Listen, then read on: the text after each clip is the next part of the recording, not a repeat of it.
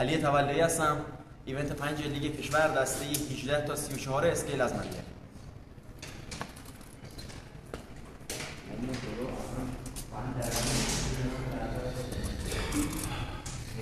فاصله از دیوار 25 سانت. باکس نشون بده جوادتون.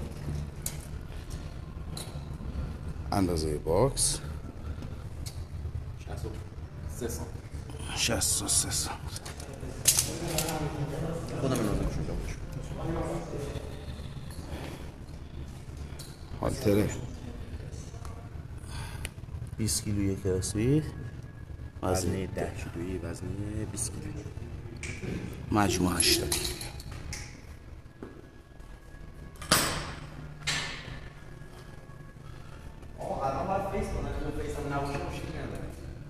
بر پیش فیس هم نباشه مشکل نداره.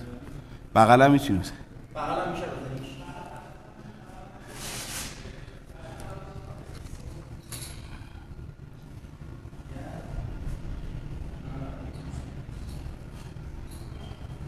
باکست مشکلی نداره، تو میتونی صاف ترش هم کنی. همینی میخوری به چیز دوبین داره میگه الان خور بیا باز پشت میگه آماده شد.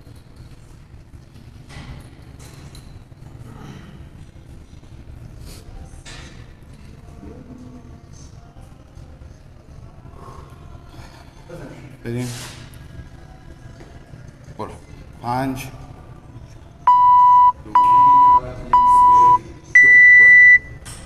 1 2 3 4 5 6 7 8 9 10 11 12 13 14 15 16 17 18 19 20 21 26 ثانیه. سریع شیل پسر. 1 2 3